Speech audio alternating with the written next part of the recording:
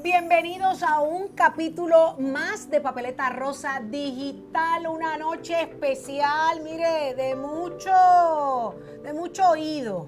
Tenemos que escuchar lo que va a estar ocurriendo en la noche de hoy con esta entrevista, porque mire quién nos acompaña. Vamos a hablar de muchos Washingtones, de los dolaritos, de los chavitos y del futuro de Puerto Rico desde los ojos de Juan Clemente Zaragoza Gómez. Así que muy buenas, bienvenido y gracias por estar con nosotros. Un placer tenerlo acá en Saudi TV Zaragoza, porque le decimos Zaragoza, olvídese de Juan, de Clemente, de Gómez, es Zaragoza. Sí, y tú sabes que desde pequeño, el recuerdo que yo tengo, papi murió hace unos años, era que él se presentaba así. ¿Zaragoza? Sí, Zaragoza. Y claro, tienes que entender también que, por ejemplo, en mi época, yo me llamo Juan, ¿verdad? En mi época, la mitad de esa no se llamaba Juan.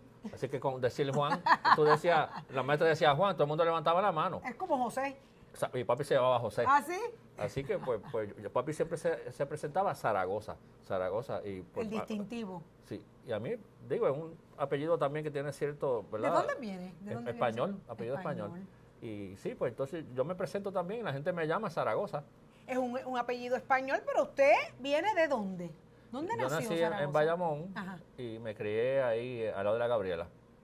Ajá. Aquí en Puerto Nuevo, por la Gabriela Mistral. Sí. ¿Y cómo fue esa infancia viviendo entre la ciudad y...? Bueno, mis papás eran de Aguabuena, entre la ciudad y el campo. Ajá. Sí. Lo más interesante, mi mamá era ama de casa, papi era vendedor de carros, después fue billetero. Por muchos años, muchísimos años, sí. Nosotros éramos pobres, pero yo no lo sabía. ¿No lo sentía? No, lo vine a saber después, ¿verdad? Cuando salí al mundo y vi cómo la otra gente vivía. Pues yo dije, oye, caramba, como que en casa las cosas estaban duras, ajá, ¿verdad? En casa nunca nos faltó nada. El papi era, pues, como te dije, ya las últimas décadas era vendedor de carros, cogíamos cupones, como todo el vecindario, ¿verdad? Toda la escuela superior yo fui conserje en un dealer de carro. Wow. Bastante inodoro que a la vez. Sí. Entonces, mi familia materna, papi y mami eran de Aguabuena, pero mi familia materna era del campo de Aguabuena. Okay. Así que nuestro campamento de verano, irnos para el campo. Mami salía de mí y de mi hermano y decía, mira, váyanse para allá 2 semanas, que estén con sus primos en el campo, paseando las vacas y recogiendo café y bañándose en la charca y eso. Pero fue una vida... Usted dice que nunca le faltó nada. Una Navidad, ¿faltó aquel regalo que alguna vez quiso por esa misma pobreza? Siempre. Cuando uno es pobre, uno aprecia hasta lo mínimo, ¿verdad? Recuerdo este Día de Reyes que lo que me regalaron fue un huevito que tú lo abrías, era plasticina. Wow. Y con eso, fíjate, estuve como un mes jugando. Bicicleta, chiringa. ¿Un plato de comida nunca faltó en su mesa? No. Claro, mami hacía magia, ¿verdad? Esa clase media pobre en esa época. Yo no sé si tú has tenido la oportunidad de leer el ensayo Oda a la fritura.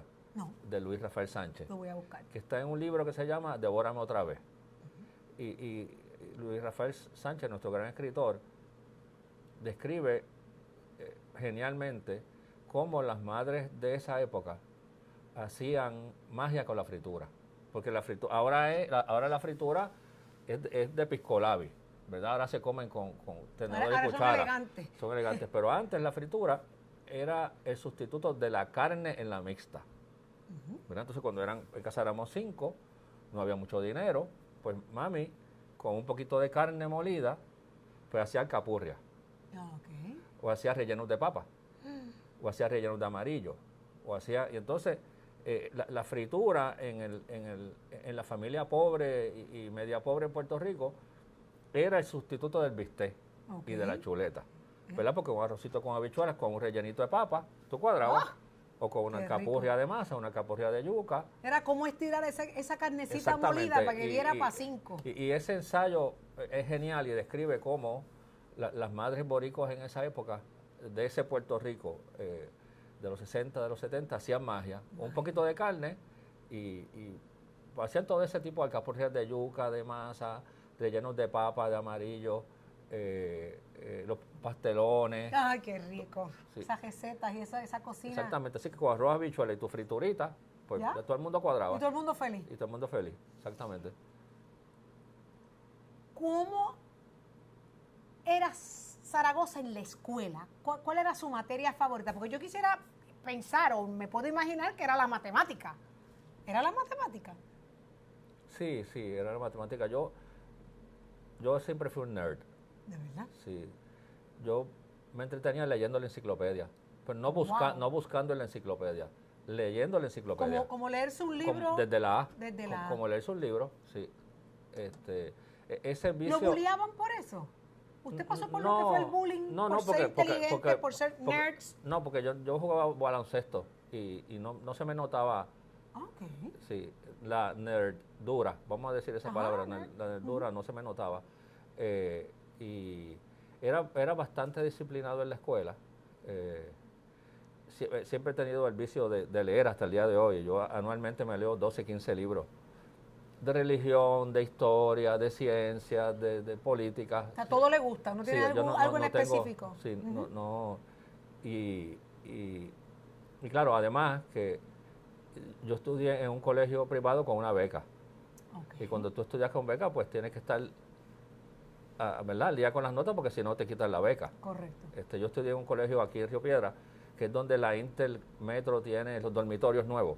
Ahí estaba sí, el colegio lo El vi. Pilar, Ujú. ahí estaba el colegio El Pilar. Yo estudié, mi hermano y yo estudiamos, mi hermano y yo estudiamos en El Pilar. Y fueron becados por nota. No, el becado, que mi hermana no me beca, pero el becado era yo nada más. Ok. Sí. Ok, lo becaron por nota. Sí. Hermana, ¿cómo se llama la hermana? Hilda. Hilda, no escuche esto, mamá, que no es contigo, que el becado era él. No, pero Era él. Hilda fue la que me donó el riñón también. Entonces, ¡Wow! Hilda es sí, Hilda. Sí, es otra liga. Ajá. Pues sí, siempre. Recuerdo mío era, imagínate, que mami daba instrucciones a los vecinos que cuando fueran a votar libros Ajá. o revistas como National Geographic, en el vecindario nadie votaba nada, los dejaban en el balcón de mi casa. Eso es para Juancito. Eso es para que Juancito lea. Y los vecinos cuando hacían limpieza de libros los dejaban en el balcón y yo ahí escogía qué leer, National Geographic, todas esas revistas que en Ajá. casa no había echado para comprar. Pues, Eso era un mundo, ese es el internet de hoy. en el internet de hoy, pues así era. Yo salí un sábado al balcón, había una caja de libros. Ah, mira, me regalaron Se libros. los disfrutaba. Y me los disfrutaba. Y hasta el día de hoy.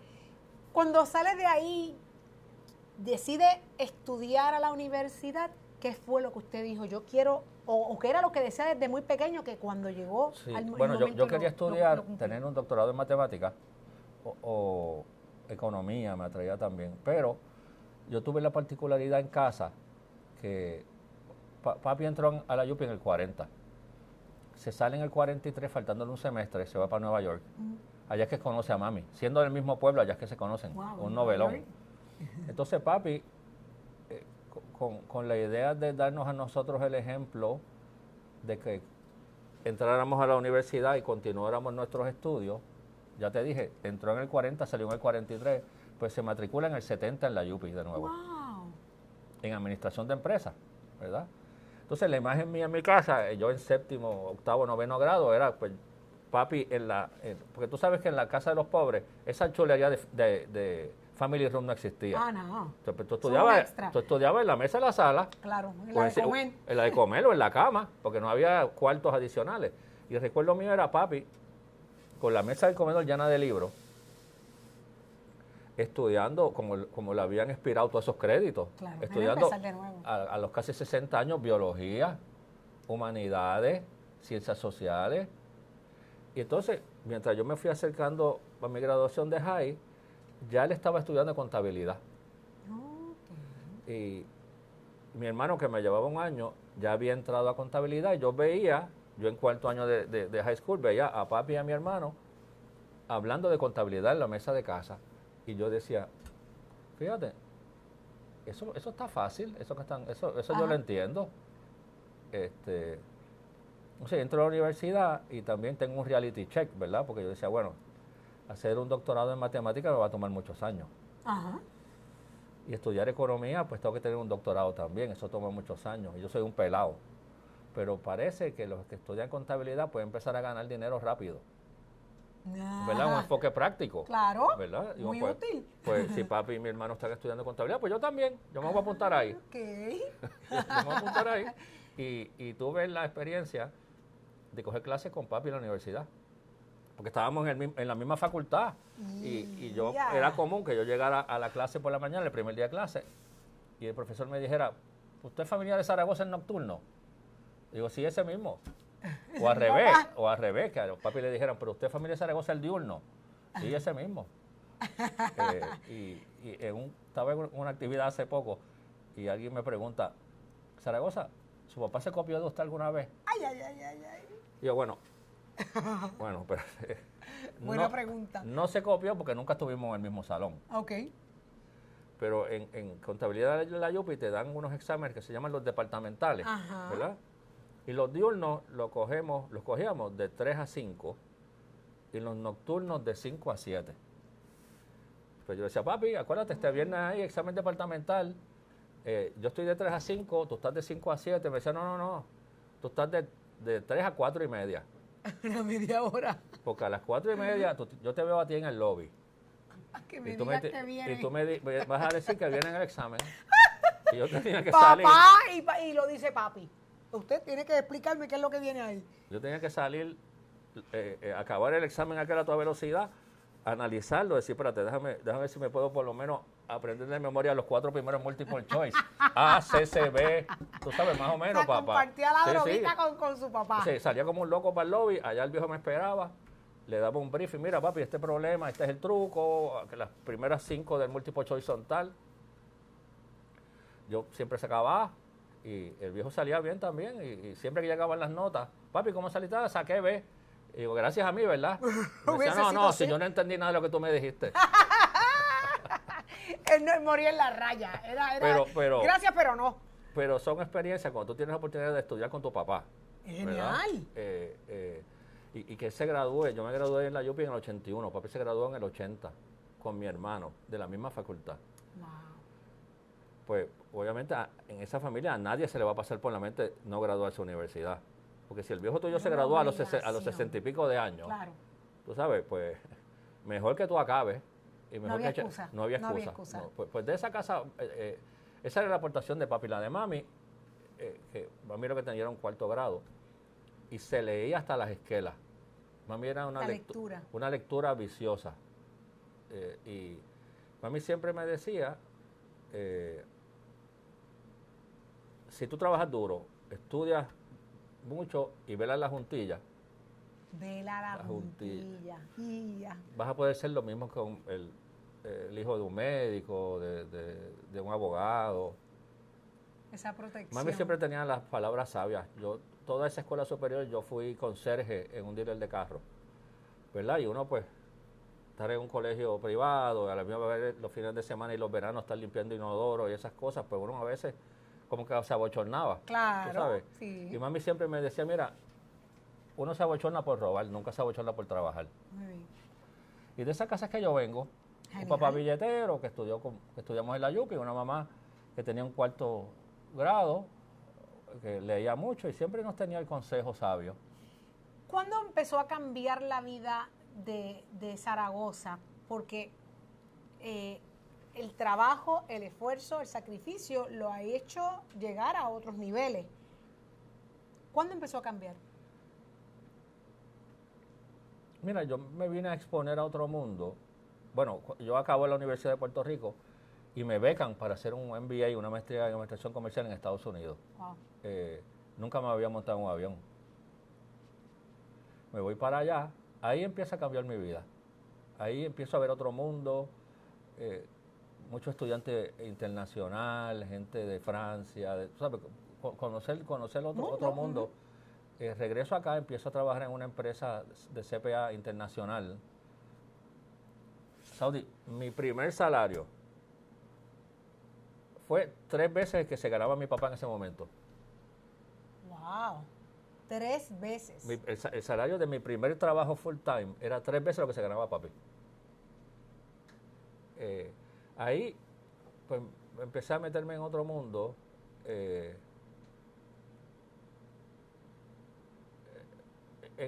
Atorrey es como una subcultura. Okay. El mundo ese de los bufetes, de los CPA, ¿verdad? Y yo no del todo encajaba ahí. Okay. Tú sabes, hijo de un billetero, conserje, pues... ¿Era un ambiente más elitista? Sí. Y ahí pues empecé a darme cuenta del otro Puerto Rico, ¿verdad? Salió de la caja. Sí. Pero pues, sobreviví, ¿verdad? Y le tocó aprender. Sí, y temprano en mi carrera, en el 89, yo no tenía 30 años,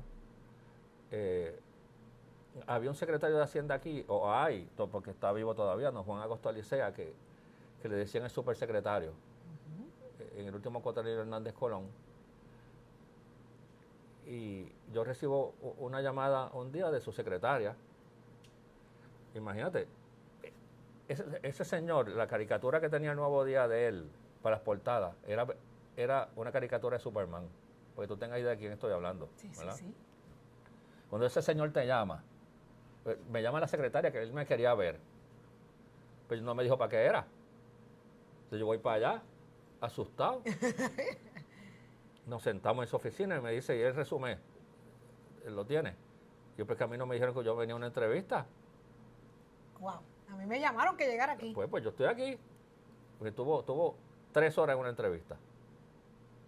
3 horas. Me dijo, antes que se acabe esta semana, yo estoy buscando un secretario auxiliar, que sea la mano derecha mía aquí. Antes que se acabe la semana, yo te voy a decir si tú eres el escogido.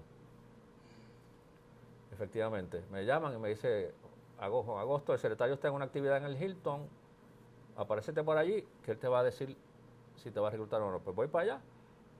Me dice, tú eres el hombre. Wow. Nunca le pregunté el salario. Usted se deslumbró por la oportunidad. Yo me ganaba 64,000 pesos en el 89. Acepté es un montón de dinero. Acepté por 38,000 pesos. ¿Qué? Sí. Así fue. ¿Y qué lo hizo aceptar eso? Porque era más dinero el que estaba gozando en ese momento. La oportunidad de servir. Sí, digo, y la oportunidad de servir con esa persona. O ¿verdad? sea, era la imagen de él lo que lo motivaba. Y yo he sido muy cuidadoso con mis finanzas, de que mi estilo de vida nunca ha ido a la par con lo que yo me gano. Por debajo. Yo he estado bastante, pues yo he sido bien conservador. Al fin. Exactamente, he sido bien conservador. ¿Se ha privado de cosas siendo así? Porque dicen que, los CPA dicen que son macetas. Bueno, lo que pasa es que en mi caso, yo no te diría tanto que yo era maceta, era que yo desde el principio estaba consciente de que la vejez, de los 3 hijos yo iba a ser el responsable de la vejez de mis papás, ¿verdad? Ok, eso era un objetivo en su vida.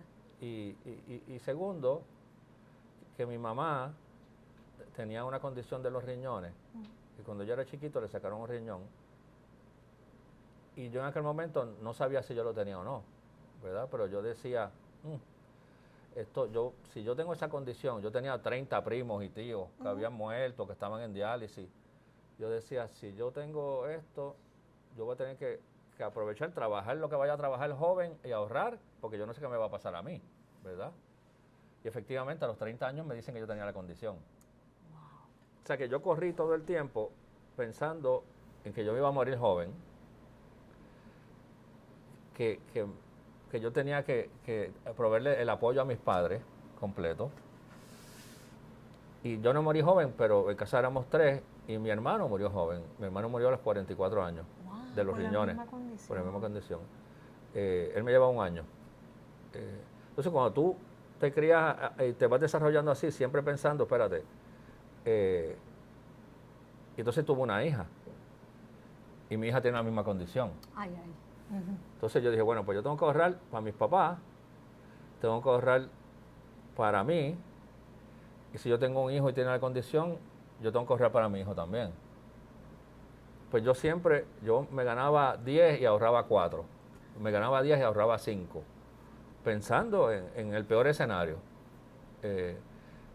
Y pues a mis papás, que al momento estaba casado también, pues desde mi primer cheque yo establecí una mesada para cada familia en mi primer cheque.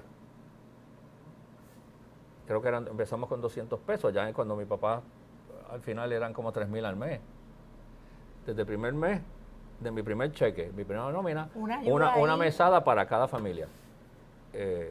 Y siempre corrí así, siempre pensé que yo iba a ser el responsable de la vejez de ellos, del retiro de ellos, de que mi vida productiva iba a ser poca, y de que si tenía una hija podía tener la misma condición, ¿verdad? Y esa condición pues a veces se tarda en manifestarse, a veces más temprano.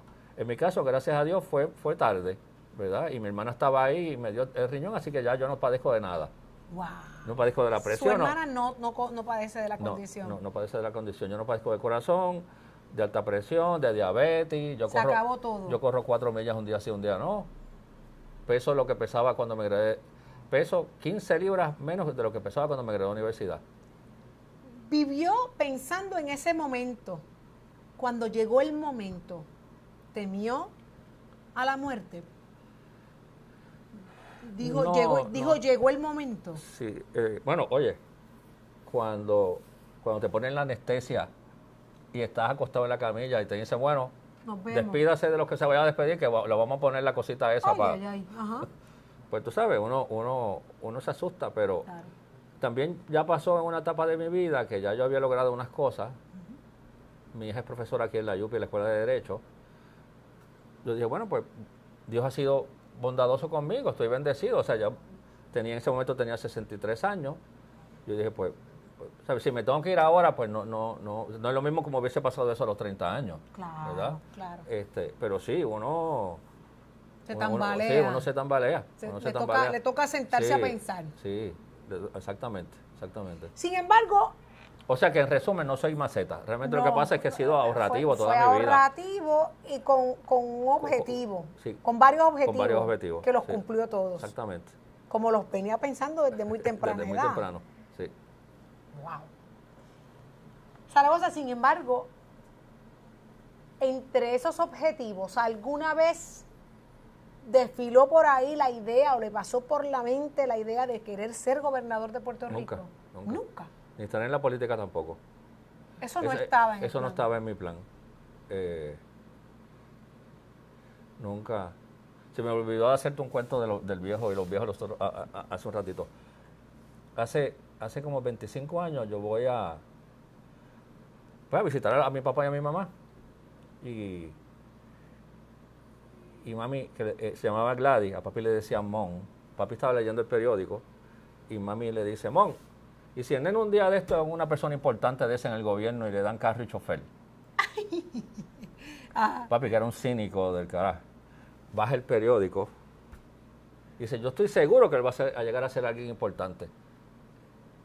Lo que yo quisiera es que se acuerde que no importa cuán lejos llegue, él va a ser el mismo pendejo coge cupones, la vainodoros de siempre. Así me lo dijo. Y yo estoy seguro que siempre, no importa cuán lejos llegue, que se acuerde de dónde salió, que se acuerde los inodoros que lavó, que se acuerde las veces que fue contigo a coger cupones. De eso es lo que no se puede olvidar, porque los puestecitos son transitorios. Y siguió leyendo el periódico. ¿Eso jamás se le olvidó? No, eso yo lo tengo aquí, me corre como replay. Sí, así fue. O sea que la idea de entonces aspirar a la posición más alta de liderato en el país surgió ¿en qué momento? Yo te diría que empezó a cuajarse en la segunda vez que voy a Hacienda, con Alejandro de secretario. ¿Cómo fue la primera vez? La primera vez ya nos contó cómo llegó allí a subsecretario. Porque yo había trabajado con ¿cómo llego a que Juan Agosto me llame? Ajá. Después averiguo, y fue que yo trabajaba con un CPA en la universidad, Jorge Torres Valle, y un día lo estoy visitando, y en el sitio que yo trabajaba estaba harto ya, y le digo, yo me voy para Hacienda hasta de ayudante del ayudante de ayudante, si me ofrecen trabajo. Wow. Él era amigo de Juan Agosto y se lo dijo. Tengo el ayudante del ayudante del ayudante tuyo. Pero entonces resulté que no ser el ayudante, resulté ser el jefe. El jefe. Sí. Así fue. No, esa fue una experiencia interesantísima. Y como las cosas en la vida dan vueltas, yo empecé con Juan Agosto, después vino este secretario que se llamaba, ese sí murió, Ramón García Santiago, Don Moncho. Okay. Y Don Moncho me dio un consejo que en aquel momento no significaba nada para mí, ¿verdad? Pero como son las cosas de la vida, Don Moncho me dijo un día, oye, Zaragoza, tú un día esto vas a ser secretario. Ajá. Y tú eres un muchacho brillante, trabajador, y te voy a dar un consejo. El primer día que tú llegas a tu oficina de secretario, prepara la carta de renuncia y anda con ella sin fecha en el maletín. ¡Wow! Ajá. El 12 de noviembre de 2014, el 11 me confirman, el 12 yo empiezo como secretario. Con Alejandro García Padilla. Del 2014 con Alejandro García Padilla. Llego a mi oficina y le digo a mi secretaria, cógete un dictado ahí. Acabando de entrar. Entré, búscate un papelito de esos que dice oficina del secretario, cógete ese dictado. No le pongas fecha, apunta. Me acuerdo como ahora lo que le dicté. Le dije, estimado señor gobernador, ante la imposibilidad de seguir haciendo lo correcto, presento mi renuncia de forma irrevocable. Secretario Juan Zaragoza. Sin fecha. Sin fecha. La pasé de 2 años. ¿O sea que la guardó? Si no, o sea, la metí en mi maletín y andé con ella los 2 años que fui secretario de Hacienda. ¿Pero por qué? En la medida que me pidieran algo que yo entendía que no era correcto, alaba el gatillo, aquí está la carta y me voy. Ah, un momentito, pero tú, ¿cómo es que yo? Espérate, exacto, déjame ponerle la fecha aquí, pam, pam, pam. O sea, que y aquí y te la dejo aquí, brega con eso. Zaragoza andó con su carta de renuncia sin fecha para que en el momento en que le pidieran lo incorrecto, me voy. Alaba gatillo. Exactamente. Y nunca lo usé. Nunca la tuvo que usar. No. Pero ese fue un gran consejo que me dieron, 20 y pico de años antes. Pero dice mucho también el que no la haya tenido que usar, porque en la posición tan importante como ser el secretario de Hacienda, mucha gente pudiera llegar a pensar que hay demasiados riesgos y hasta muchísimas tentaciones. Si pensamos en nuestras experiencias y basados en la alta corrupción que hemos vivido como país, nunca la tuvo que usar. O sea, que nunca le pidieron nada que fuera en contra de sus valores. Nunca. Digo yo, mono sabe para lo que trepa. Ok. ¿Verdad? Eso que no sabían que la carta estaba lista. eso no, yo creo que Alejandro se va a enterar ahora en esta entrevista. Claro, Alejandro. Sí. La carta estaba ahí. Estaba ready. Sí. Mono sabe para lo que trepa. ¿Qué es lo que tiene que saber el mono cuando habla con Zaragoza? Que yo, si tengo que hablar del gatillo, lo halo. Y que yo no me presto, o sea, yo no... Mis padres estaban fallecidos ya en ese momento. Y yo no iba a deshonrar el nombre de mis padres. No importa lo que me... Es que no había forma. Y yo siempre me proyecté así, ¿verdad? Y hay cosas que no hay que decirlas. No te voy a decir que le pidieron cosas incorrectas a otra gente. También fueron años, esos 2 años fueron terribles, ¿verdad? O sea, yo estuve... Repasemos un poco lo que estábamos viviendo como país, porque fueron años de sí, yo estuve en la segunda mitad del cuatrenio, ¿verdad? Esa fue la peor crisis financiera en la historia de Puerto Rico. Tú que tienes negocio, la cuenta de banco llegó casi a cero. Y cuando usted veía esa pantalla casi en cero, ¿qué pasaba por su mente? Siendo un CPA con tanta experiencia.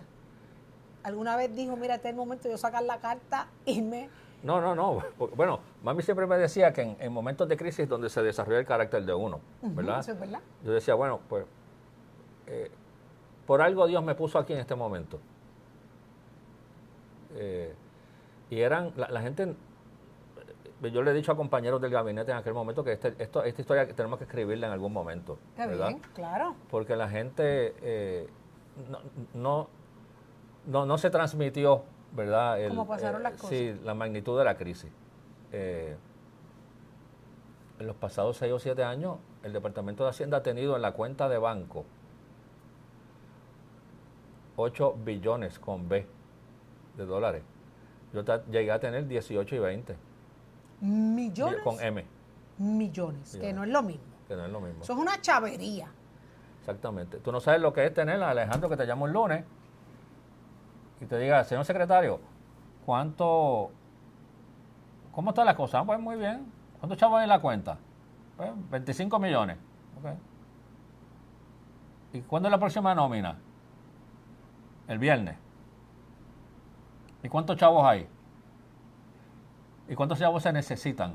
175 millones. Millones. ¿Con 25 millones en la cuenta? La cuenta de lunes a viernes. Uy, hay que coger. Entonces ahí había un silencio. Y él a veces me llamaba, secretario, a veces me llamaba don Juan. Ahí cuando estaba apretada la ahí cosa, ¿cómo le llamaba? me decía, don Juan, ¿tú me puedes repetir los números? Pues seguro, Esto no me gobernador, pregúnteme lo que usted quiere. Tenemos 25, necesitamos 175, eso es lo que hay. Y un día me dijo, pero yo no lo oigo preocupado. Digo, porque eso estoy yo no le puedo transmitir preocupación a usted. Yo conozco mi número, yo conozco los contribuyentes, yo conozco el seasonality, o sea, cómo entran, como tú conoces los días que se vende aquí, claro, más en la época del año que se vende más. Yo conozco mi flujo de efectivo y el dinero va a aparecer. Saudi, así estuvimos año y medio. De sudando, raspando el pegado. De quincena en quincena. De quincena en quincena, raspando el pegado. Y entonces fue una combinación de que no había chavo en la caja y no había quien cogerle prestado. Porque todas las diferentes modalidades de financiamiento, el Banco de Fomento ya estaba en sindicatura, habían unos financiamientos a corto plazo en la banca que se llamaban trans, lo habían cancelado, no podíamos emitir deuda. O sea, todas las puertas se fueron cerrando. Y que era el escenario catastrófico, ¿verdad? Poco dinero en la cuenta y nadie que te prestara dinero. Así eran esos tiempos. Sin embargo, mucha gente recuerda de su administración la falta de pago de reintegros. Qué difícil era en aquel momento recibir reintegros, porque Zaragoza, usted era el que tenía la decisión en su mano. ¿Por qué no llegaban los reintegros? ¿Por qué hoy se les recuerda como...? Porque con chavos es un mamey. Con chavos es un mamey. Es la misma contestación que te va a decir cualquier puertorriqueño que ha estado pelado en algún momento de su vida, que después empata la pelea y tú le dices, usted es un irresponsable que no pagó la casa y el carro. ¿Por qué te va a decir? Porque con chavo es un mamey, así lo paga cualquiera. Claro. O sea, cuando tú tienes que decidir, Saudi, otra escena de esas que uno se le graban.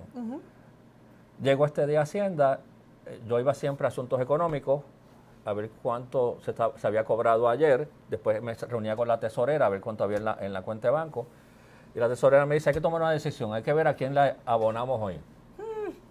Me dice, le debemos 7 meses a X compañía de gasolina para la gasolina de la policía y de las ambulancias. Debemos 6 meses de la comida de los presos. Debemos varias nóminas de las T1. Y la semana pasada no pagamos reintegro. De Fortaleza están preguntando qué usted va a hacer. ¿Y qué hizo? La comida de los presos. Comida. Exactamente. Es que la gente, Saudi, gobernar requiere tomar decisiones difíciles. Eso es así.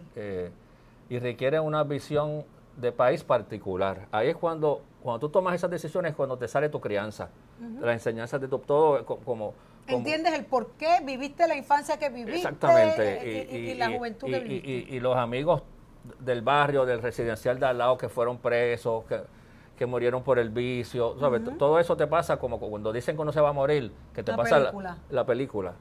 Ahí es que la manera de que tú estás hecho sale a relucir. Y uno, de nuevo, cuando uno gobierna, no tiene que tomar decisiones difíciles y tiene que defenderlas. Y tiene que aceptar las consecuencias. Yo sabía que cuando yo me muera, en la lápida van a poner el que no pagó los reintegros. Pero eso era lo correcto hacer en ese momento. Y se pagaron todos. Lo que pasa es que atrasamos el ritmo de los reintegros para poder mantener el centro médico abierto, para poder mantener las escuelas abiertas, para poder mantener la policía dando rondas, para poder darle comida a los presos. Y en ese momento yo era el tesorero del Estado Libre Asociado de Puerto Rico. Y tenía que tomar una decisión. Y esas fueron las decisiones que tomaba. Y las tomaba toda la semana.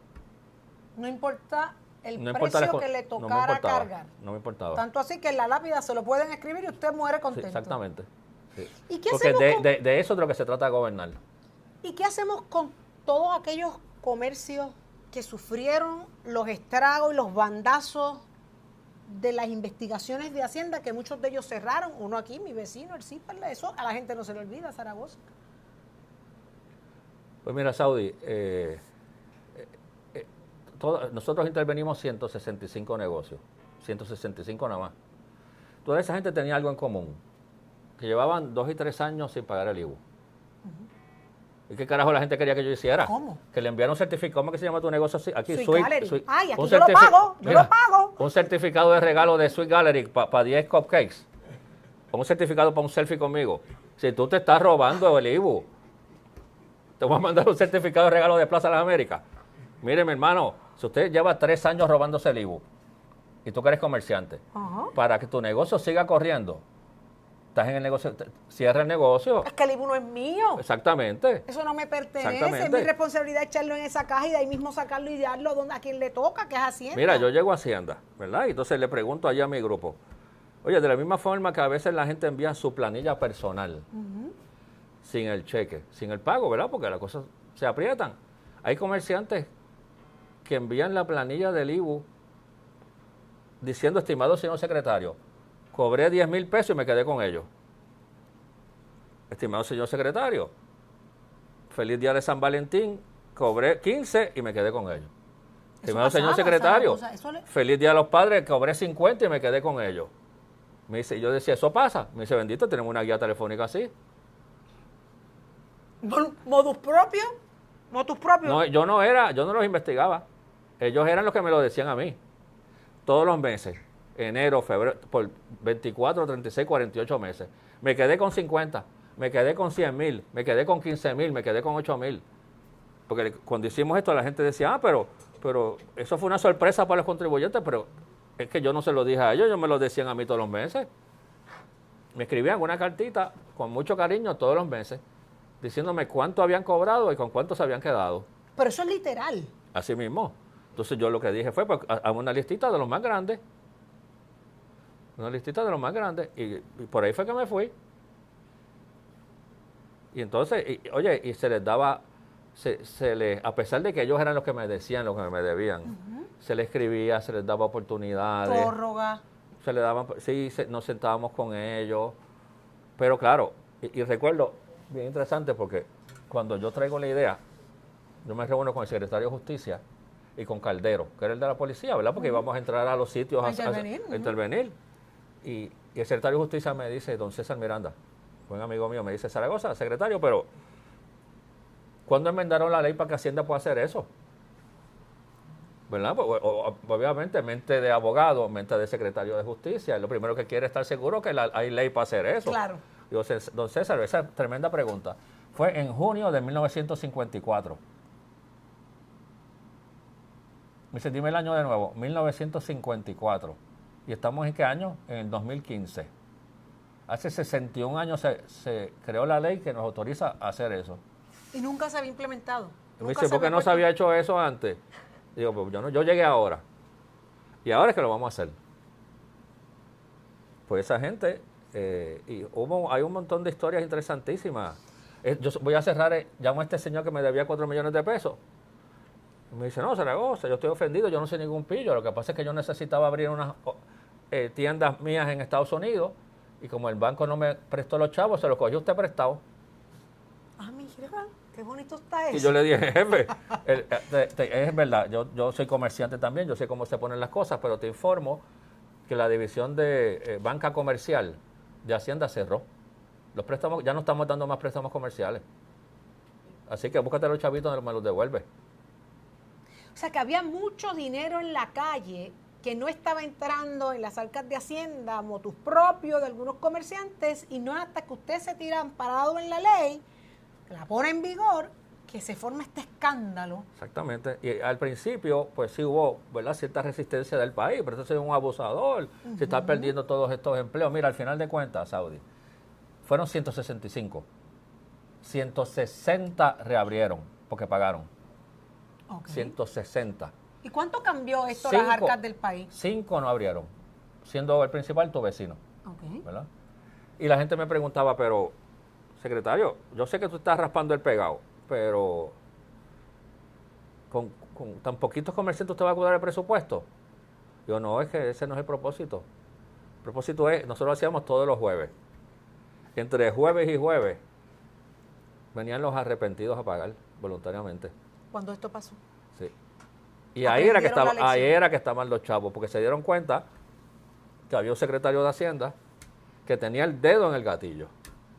Y que no importa que si tú fueras popular o de qué, o ex cliente mío o amigo mío, si tú le estabas robando al país, yo te iba a cerrar el negocio. Fue una estrategia psicológica.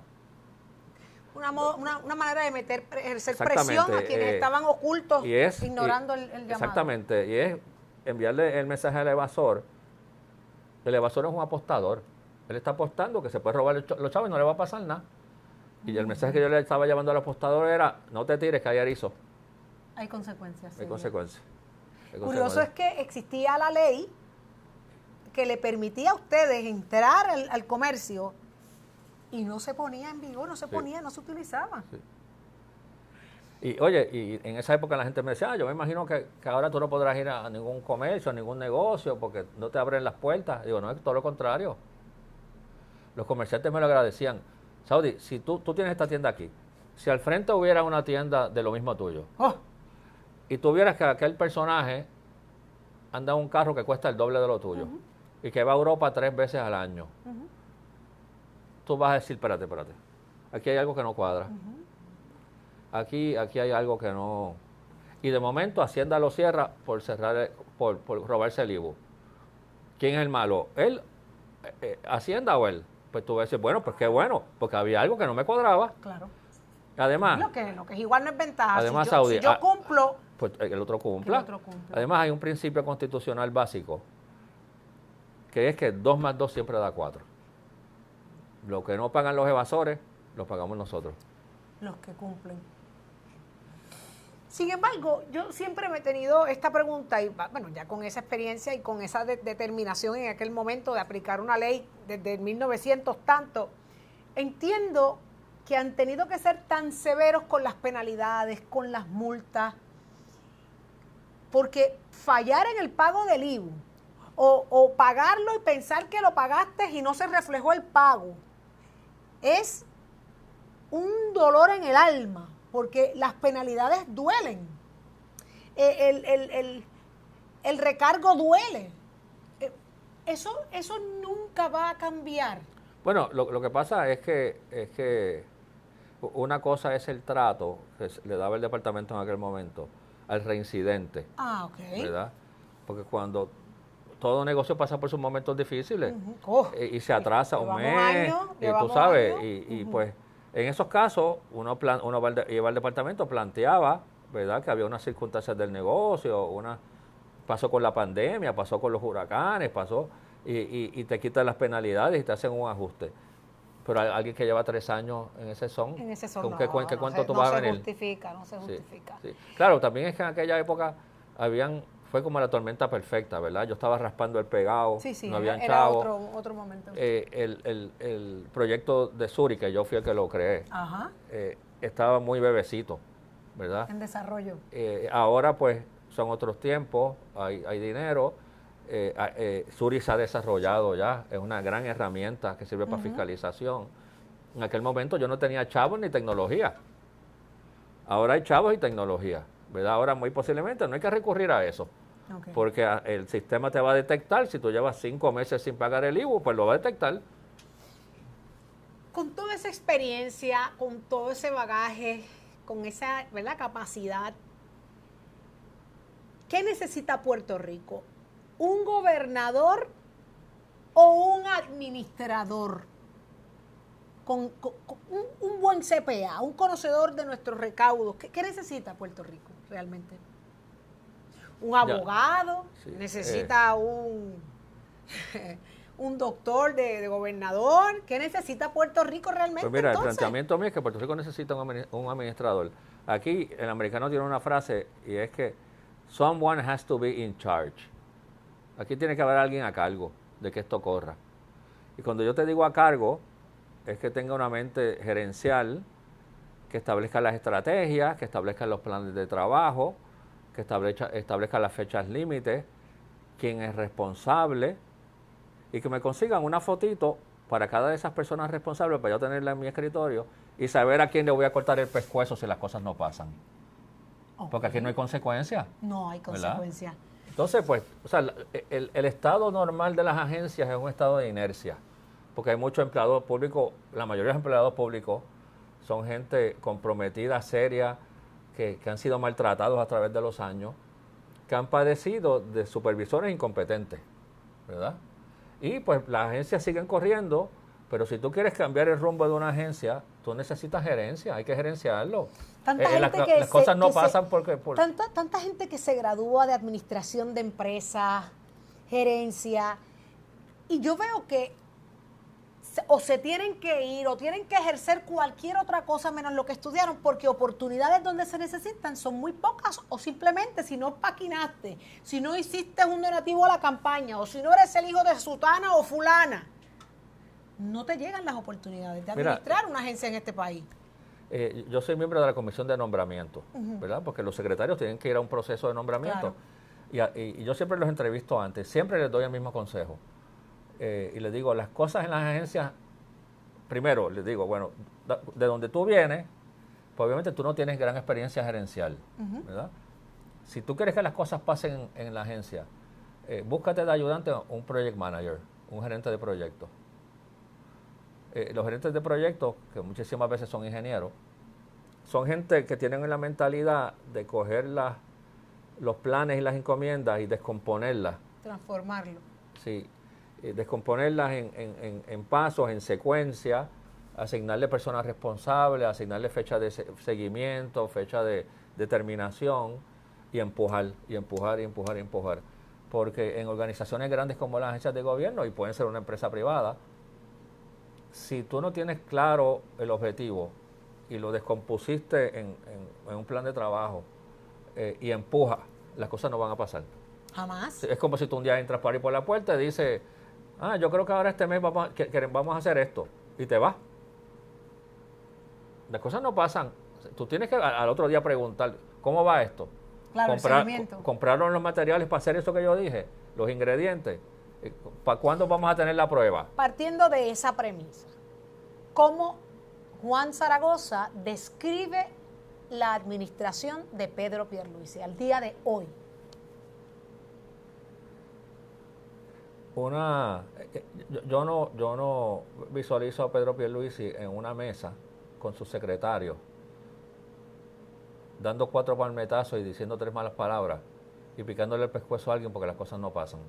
O sea, lo acusan de maltrato. Sí, o sea, yo no veo eso, o sea, no es una administración, en el caso del distante, ¿verdad? Ausente. Él no tiene formación de administración, ¿verdad? Él es abogado. Pero ¿y toda la gente que tiene alrededor, Zaragoza, quiénes son? No creo que hayan grandes administradores ahí, tampoco. Y ese concepto de administración tiene que venir del tope de la pirámide, ¿verdad? Y tiene que percolar todo el sistema. Porque, mira, Saudí, es difícil tú conseguir, por ejemplo, el Departamento de Educación. El Departamento de Educación es la organización más compleja que hay en Puerto Rico, pública o privada. 50 y pico mil de empleados, 820 escuelas, más una serie de almacenes, 5 y pico de billones con B de presupuesto. Pues tú quieres ahí un educador, ¿verdad? ¿Cuál es la probabilidad que un educador que tú escojas tenga la capacidad administrativa para correr ese monstruo? Órgame, Dios. Pero entonces tú tienes que estar seguro de montarle un equipo de apoyo que supla ese déficit gerencial que tiene esa persona. Y no es más fácil poner un administrador de cabeza y poner buenos educadores debajo que sean Eso siempre ha sido un debate que ha habido aquí a la hora de nombrar gente. Si el problema más grande es el manejo del presupuesto. Sí, y que las cosas pasen y que las cosas funcionen. Mira, cuando yo entro al Senado, me reúno con el secretario de Seguridad y me plantean muy correctamente que hacía falta unos chavos para academia de policía y para equipo, ¿verdad? Pues era como esta época, hace 3 años. Arrancando. Entonces yo me reúno con la Junta, ¿verdad? Yo siempre he tenido a pesar de que no me simpatizan, siempre he tenido una buena relación con ellos. ¿Se entienden? Exacto, porque hablamos el mismo idioma, el idioma financiero. Entonces me reúno con Yaresco, que era la que estaban, hoy es día en Mojica, ¿verdad? Digo, Yaresco, necesitamos 300 millones de pesos para academia y equipo. Usted fue como pedirle 20 pesos. Sí. Y ella me dice, yo entiendo la necesidad, lo que pasa es que nosotros asignamos 300 millones de pesos hace 2 años y no los usaron. ¿Qué? Y los movimos para este año que se está acabando y no lo han usado. No me diga una cosa así. Y yo le convencí que me lo asignara para el otro año. Y lo usaron. Who is in charge aquí? ¿Quién está a cargo de esto? ¿Quién está a cargo? ¿Cómo se pueden perder 300 millones de pesos en el presupuesto? Malos administradores, incapaces de tan siquiera con dinero saber manejarlo. El gobernador de Puerto Rico, no, cuando le pregunta al secretario, vamos a tener academia este año. O sea, ¿quién está a cargo de este kiosco aquí? O sea, ¿quién? Es que aquí tiene que haber alguien que esté dando seguimiento, que esté consciente de las cosas que están pasando, que empuje. Ese es mi planteamiento. Las organizaciones no corren en automático. Y la gente piensa que es un issue de sumar 2 más 2, de administración. No. El presupuesto es una dinámica importante. Los números tienen que cuadrar. Hay una junta de control fiscal. Pero es que la gerencia es un arte. Es un arte. Mira, te voy a dar un ejemplo. Yo llego a Hacienda. Entonces me empiezan a pasar estos contratos de estas compañías de empleados temporeros, de temps. Y yo, pues, me pasan uno, a los 3 meses me pasan otro. Y digo, pero ven acá, y eran unos empleados que habían, unos contratistas, unos temps, que habían en el sótano de Hacienda haciendo entrada de datos de las planillas en papel, ¿verdad? Y yo digo, pero ven acá, y esta gente, ¿cuántos hay allá abajo? Porque eran unas cantidades grandes, pues hay 100 y pico. Y yo, ¿y cuándo esta gente se van? ¿Verdad? Porque las planillas duran una etapa nada más. Digo, ¿pero cuándo esta gente se va? Me dicen, no se van. Hay gente que lleva 8 años allá abajo. Y digo, anda carajo, pero ¿cómo podemos, verdad, reducir este gasto tan grande? Y entonces empezamos a analizar, el equipo empieza a analizar cómo hacerlo más eficientemente, ¿verdad? Pues vamos a supervisar, vamos a establecer unas metas de cuántas se entran al día, hasta que yo planteo, pero ven acá, ¿no sería más fácil eliminar las planillas en papel?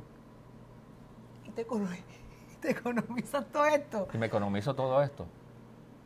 Hay una frase del padre de la gerencia moderna, Peter Drucker, que es una frase genial que dice, no hay peor cosa que hacer con extremada eficiencia lo que para empezar no deberías estar haciendo. ¡Ay, me encanta! Y yo dije, pero ven acá, me parece fantástico todas estas teorías de estudios de time and motion, todas estas cosas que hacen los ingenieros para acelerar los procesos. Pero ¿por qué no eliminamos esto de una vez? Y entonces... ahí viene Suri. No, Suri fue después. Esto fue con programación interna. Ahí pues yo acuñé esta frase, la primera planilla fue en el 1916. En el 17. Estábamos en el 2016. Si esa se rendía en papel, iban a ser 100 años. Y yo empecé con la cantaleta internamente de que 100 años de papel es suficiente. 100 años de papel es suficiente. 100 años de papel es suficiente. Y en contra de la misma gente de allí, dije, no, es que las planillas de papel... ¿te acuerdas que te llegaba el librito? Sí. Por correo. El librito aquel de papel crema. Que eso era otro costo, bárbaro. La impresión. La impresión. Pero eso era un negocio para 2 o 3. Y te acuerdas que en abril 15 en Hacienda había unas fiestas patronales también. Yo no sé si tú fuiste de estas que fuiste. No. ¿Tú no te acuerdas que en abril 15 Hacienda cerraba a las 2 de la mañana? Ah, cierto. Allí había orquesta, se vendían bacalao frito, sí. habían transmisiones de A radio. rayo, no me diga usted. Entonces, Usted fue el que acabó con aquello. Sí, Pero allí habían hasta auspicios. sí, había. Marcas, repartiendo Sí, pastillas para el dolor de cabeza. exactamente. Pero como es que era imposible olvidar. Sí. Yo quería rendir la planilla, pasar por aquella fila para Sí, coger entonces alguito. poníamos un servicarro, hasta yo me paraba Claro, afuera. lo Y la recuerdo. gente tocando bocina, abrían la ventana, ponían a los nenes chiquitos a entregar la planilla, era todo, eran unas fiestas patronales. Ajá. Eran unas fiestas patronales. Yo creo que estamos a punto de escribirlo en el Instituto Cultura, aquel festival. ¿Y Pues, qué pasó? Pues seguimos empujando y el 15 de abril del 2016, que fue mi último año allí, a las 4:30 de la tarde, yo me asomo por mi balcón mío de la oficina del secretario al portón principal a las 4:29. Llamo y le digo, cierren el portón que nos vamos. Radical. Por primera vez en medio siglo. Y nos vamos a beber. Cierren que nos vamos. Apaga la luz que nos fuimos. A Y las 4:30. Y Hacienda cerró a las 4:30 de la tarde. ¿Y todo el mundo? Y todas planillas radicadas electrónicamente. Eso es gerencia. Ahí nos ahorramos millones de pesos. Urgencia. Millones de pesos en los libritos. Nos ahorramos millones de ¿Y los pesos. que estaban en el sótano? Desaparecieron. Se me fueron. Se dejaron unos pocos. De eso es de lo que se trata de la gerencia, de tú usar los recursos limitados donde tienen que estar. Y maximizar. Y siempre tú evaluar tu organización haciéndote la pregunta famosa. ¿Deberíamos estar haciendo esto? Para empezar. Qué interesante. Pero si nos salimos de ahí y lo llevamos al macro, poder implementar esa línea de pensamiento no en una sola, en todas las agencias, desde la Pues mira, cúpula de Fortaleza. Yo llego a Fortaleza. Después del chihichijá y la fiesta, yo llamo a los secretarios. Bueno, Gallo, tiene 60 días para que me hagas un diagnóstico de tu agencia. Planta física, empleados, situación, el presupuesto, porque estás entrando a mitad de año, recursos humanos, etcétera. Me hace el diagnóstico de los problemas. Me lo trae. Te voy a dar 90 días para que visites los 78 municipios. Genial, qué bueno. Porque tú no puedes ser secretario de Agricultura sin ir a Maricao. Eso es verdad. Tú no puedes ser secretario de Ahí Salud está. sin ir a los 12 pueblos que no Que es lo tenemos. que no hace ningún que no jefe de tenemos ningún agencia. CDT. Tú no puedes ser secretario de Desarrollo Económico sin ir a Culebra. Eso es así. Porque el gobierno central tiende a ser un gobierno metropolitano. Así que necesito que en 90 días vayas a los 78 municipios y me mandes un selfie desde la plaza para yo saber que tú estuviste allí. Ay. Porque aquí vamos a gobernar para todos los puertorriqueños, no para el área metropolitana nada más. Ok. Y luego de 90 días, le dice, bueno, tienes 90 días para que me hagas un plan de trabajo. Ambicioso pero razonable.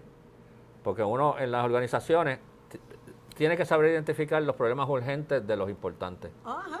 No es lo mismo urgente que importante. Identifícame 4 problemas urgentes que tú me vas a atender.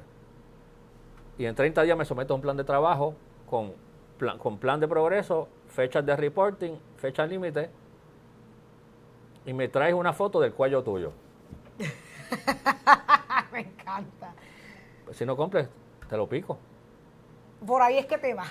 Y estás encima de ellos, reporting. Es un reto al intelecto, es un reto a la capacidad, es un reto a Porque también hay que entender que muchas de estas la personas confianza. nunca han trabajado en organizaciones que le han pedido eso.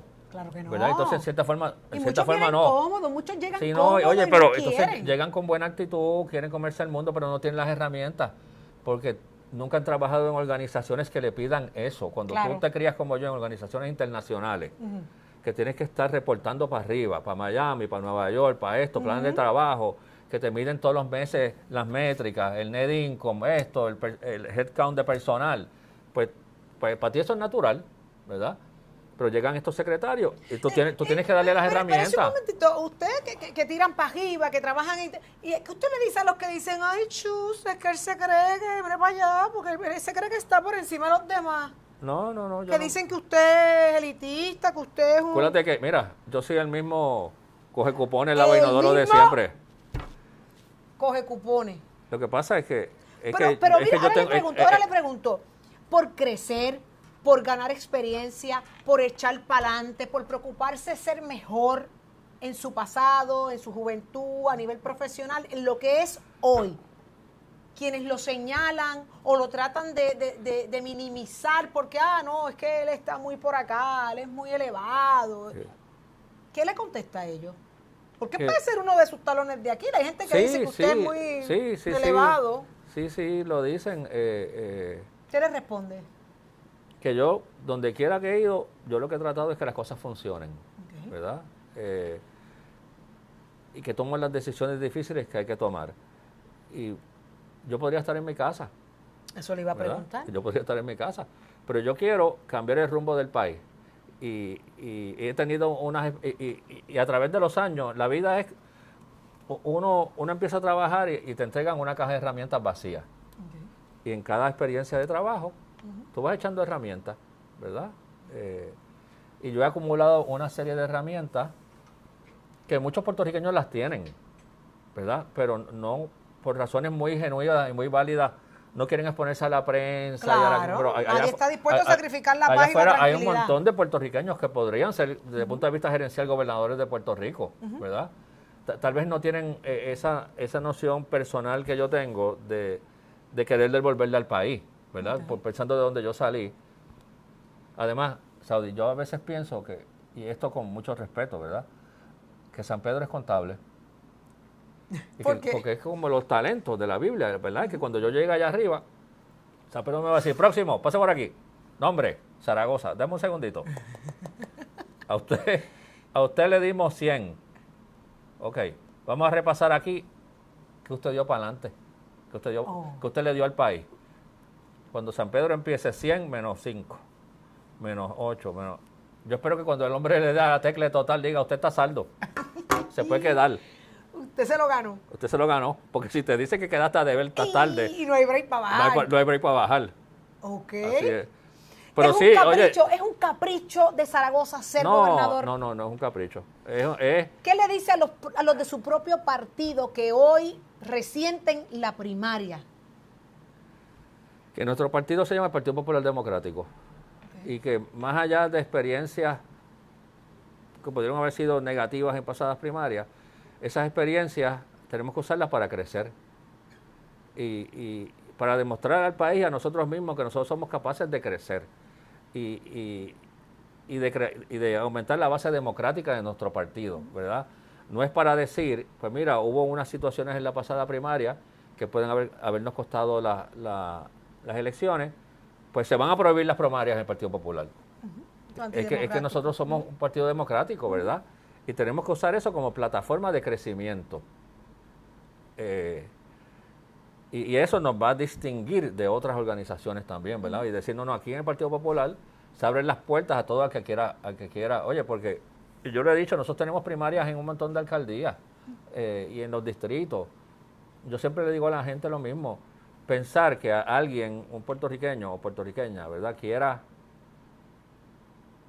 servirle al país desde las diferentes plataformas, desde la sociedad civil, desde las iglesias, desde el área deportiva, comunitaria.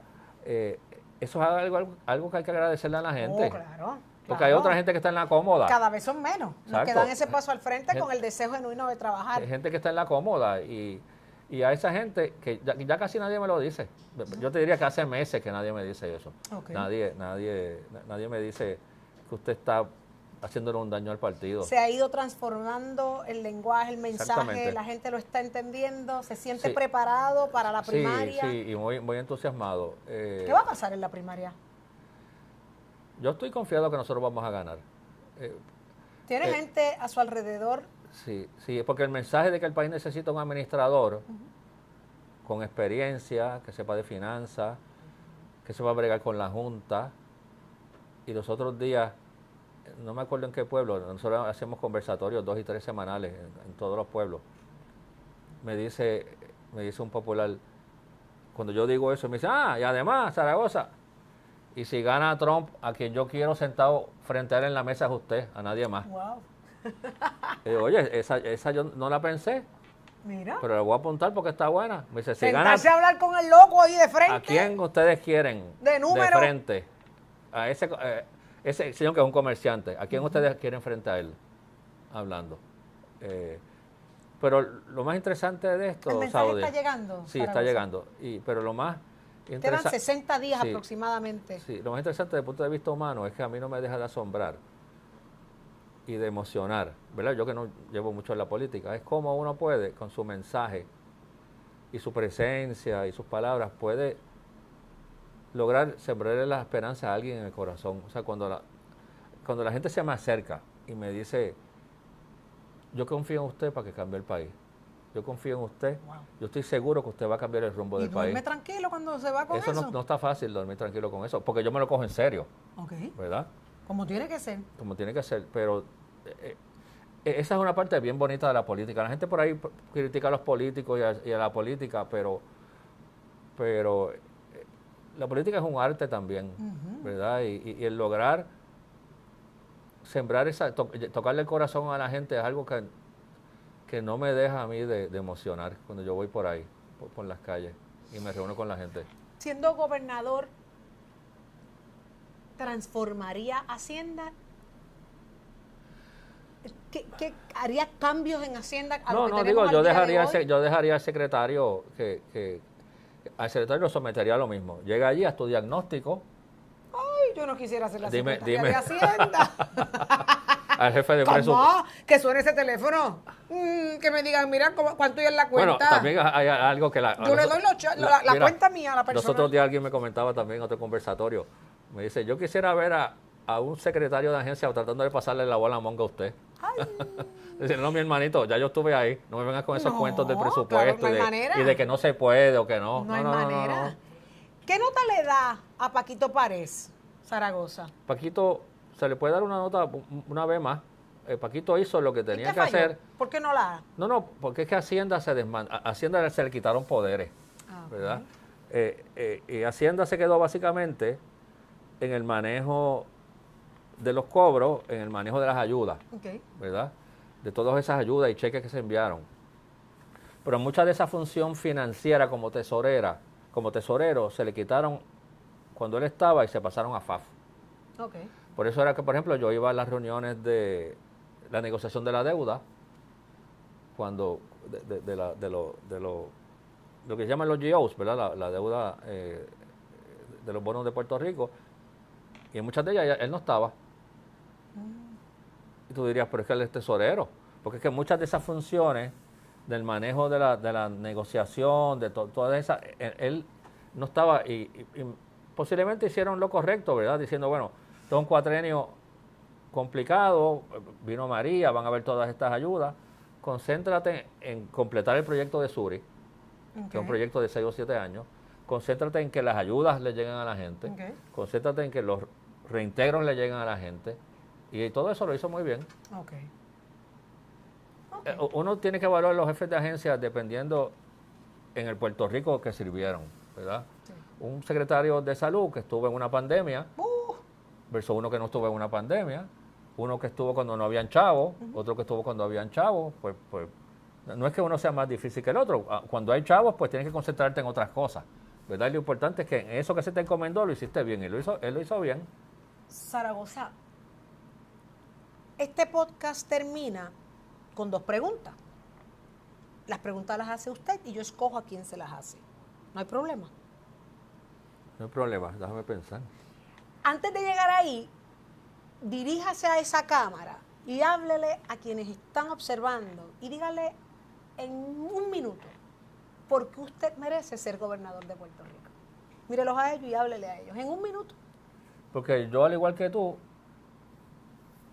constantemente tengo esta sensación de que el país está detenido. Y aún peor, a veces siento que el país va para atrás. Y cada vez que leo en el periódico los fondos que expiran, cada vez que oigo en los periódicos los billones de dólares para la reconstrucción, que eso no sucede. Cuando leo en el periódico los sueldos de los empleados de confianza de educación, pues se agrava ese sentimiento de que vamos hacia atrás, de que hemos perdido este siglo XXI, estos 23, 24 años están perdidos. Yo comparto esa sensación que tú tienes. Y aquí de lo que se trata es de coger toda esta cantidad de dinero, ¿verdad? Que de hecho Pedro Pierluisi es el gobernador que más dinero tiene desde Aguaybana para acá.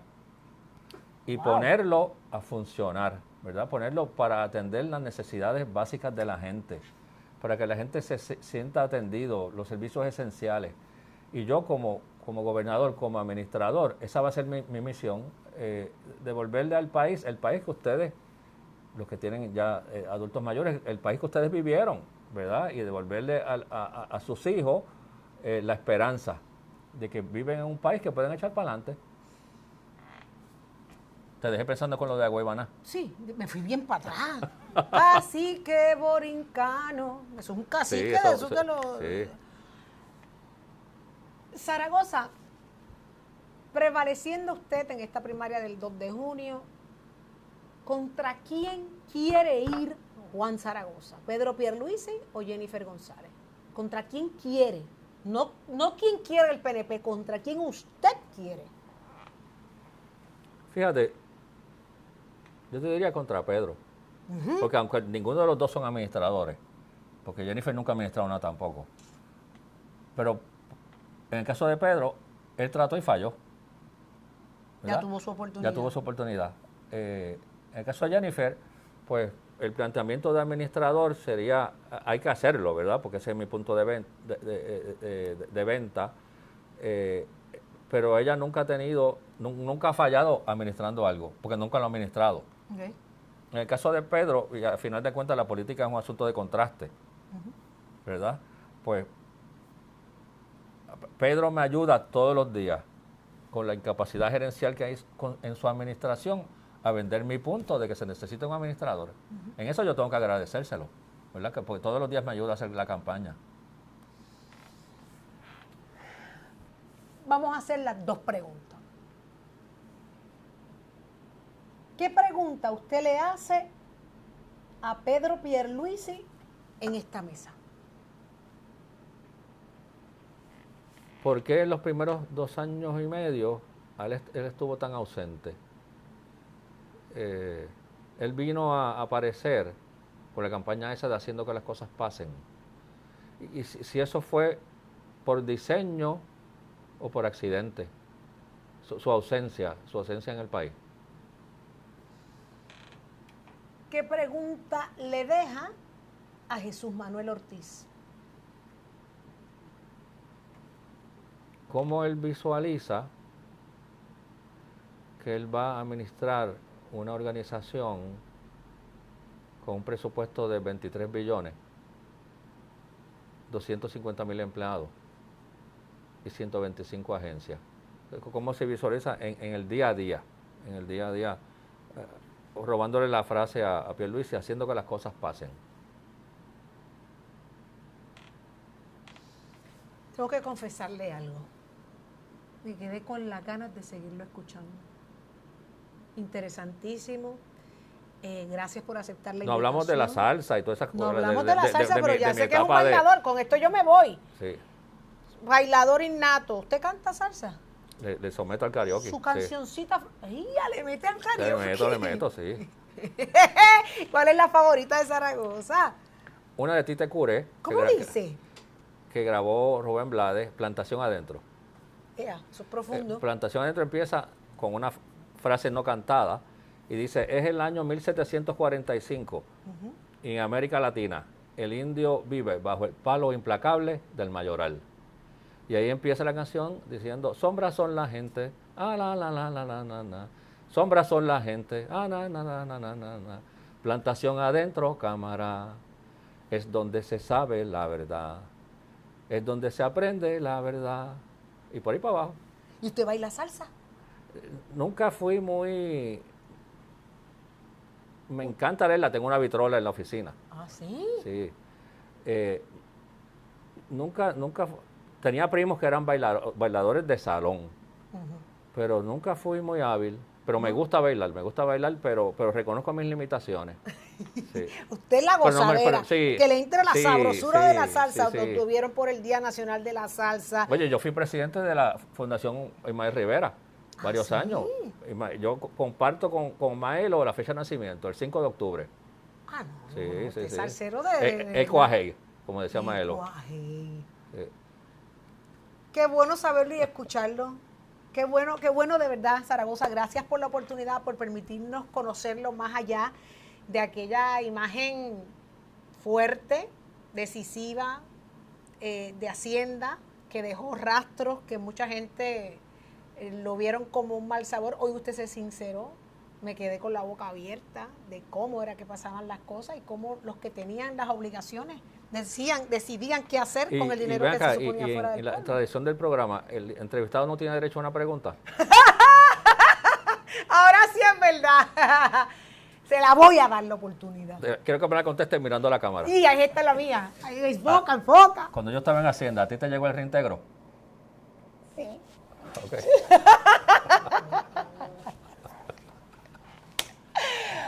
Juan Zaragoza, Juan Clemente Zaragoza Gómez. Gracias, de verdad, gracias mucho éxito en la contienda. Importante es que después de que pase lo que pase, logren unirse como partido. Usted está dispuesto. Sí, así mismo. Y yo sé que Jesús Manuel también, tuve la oportunidad de hablarlo. Echar para adelante, Puerto Rico tiene que ser la prioridad. Así mismo. Así que gracias por ese deseo de servir. Ustedes suscríbanse ahora mismo, denle para adelante y díganle a todo el mundo, ¿enteraste cómo fue que pasó allá? Zaragoza en Hacienda, porque no, eso se enteró aquí, en Saudi TV, Papeleta Rosa Digital. Suscríbase, pásalo para adelante. Yo necesito que usted se me retire, ¿sabe?